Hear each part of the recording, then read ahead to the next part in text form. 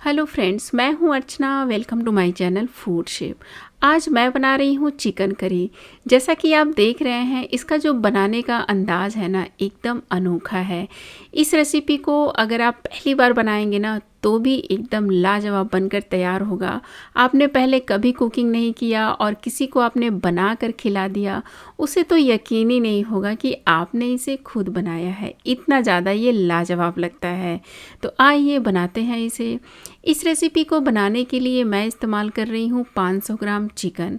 अब इसमें 1 चम्मच बारीक किया हुआ लहसुन, 1 छोटा चम्मच बारीक किया हुआ अदरक डाल दें। इसी के साथ इसमें 4 प्याज, छोटे साइज का प्याज बारीक करके डाल दें और थोड़ा सा प्याज, 2 से 3 चम्मच प्याज आप बचा लें। बस अब 1 छोटा चम्मच हल्दी पाउडर, 1 से 2 छोटा चम्मच धनिया पाउडर, 1 छोटा चम्मच जीरा पाउडर और इसमें डालेंगे अब काश्मीरी लाल मिर्च का पाउडर करीब 2 छोटे चम्मच। इससे कलर बहुत अच्छा आता है, इसमें तीखापन नहीं होता है। अब इसमें 2 बड़े चम्मच या 3 बड़े चम्मच दही डाल दें। ध्यान रखें जो दही हो ना, वो खट्टा नहीं होना चाहिए, ताज़ा दही इस्तेमाल करें। बस अब इसे अच्छे से मिक्स कर लेंगे। देखिए, इसमें मैं नमक डालना भूल गई, तो 1 से 1.5 छोटा चम्मच नमक, या आप इसे अपने स्वाद के अनुसार ऐड कर लें। इसे भी अच्छे से मिक्स कर लेते हैं। अब इसमें एक मीडियम साइज का टमाटर बारीक करके डाल दें। अब इसे बढ़िया सा मिक्स करें और 1 से 1.5 घंटे के लिए छोड़ देंगे ढक कर। देखिए, अभी करीब 1 घंटा हो चुका है इसको रखे हुए। चलिए, अब एक पैन गरम करें और उसमें डाल दें आधा कप के करीब तेल। देखिए, नॉनवेज बनाने में ना तेल थोड़ा प्लस में ही इस्तेमाल किया जाता है, तभी वो रेसिपी जो है अच्छी बनती है। अब इसमें खड़ा लाल मिर्च, बड़ी इलायची, दालचीनी, काली मिर्च, छोटी इलायची और थोड़ा सा जीरा डाल दें। कुछ सेकंड्स के लिए इसे छोड़ देंगे और उसके बाद जो हमने प्याज बचा के रखा था ना, उसे डाल दें। बस 1 से 2 मिनट हाई फ्लेम पर इसे हम चला लेंगे। इससे क्या है, जो प्याज है हल्का सा सुनहरा हो जाएगा। अब जो हमने चिकन को मैरिनेट करके रखा था ना, उसे डाल दें। देखिए, अब करना कुछ नहीं है, गैस का फ्लेम आप धीमा रखें।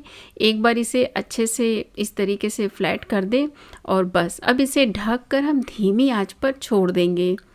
अभी करीब 10 से 12 मिनट के लिए आप छोड़ दें, बीच में अभी नहीं चलाना है।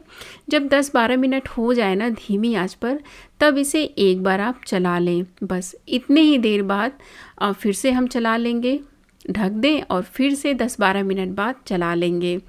देखिए, इस तरीके से करते हुए मैंने 2 बार इसे चला लिया है और ये जो चिकन है ना, अच्छे से पक चुका है। बस इसी तरीके से इसे हमने पकाना है। ये जो तरीका है ना इसको पकाने का, इससे इसका जो स्वाद है बेहद लाजवाब आता है। अब लास्ट में इसमें 1 छोटा चम्मच गरम मसाला पाउडर डाल दें और इसी के साथ इसमें कसूरी मेथी डाल दें। कसूरी मेथी आप हाथ से मसल कर डालें इस तरीके से। अब इसमें थोड़ा सा पानी डालेंगे, करीब 1/4 कप पानी इसमें डालेंगे, ज़्यादा नहीं डालेंगे। चिकन में क्या है ना, ज़्यादा पानी इस्तेमाल नहीं किया जाता है। अगर आपने ज़्यादा पानी डाल दिया ना, तो ये जो ग्रेवी है ना, वो चिकन से अलग हो जाएगा, मसाले से अलग हो जाएगा, तो वो अच्छा नहीं लगेगा खाने में। बस 2-3 मिनट या 5 मिनट के लिए ना आप धीमी आंच पर छोड़ दें पानी डालने के बाद। बस ये हमारा चिकन करी बनकर तैयार हो चुका है।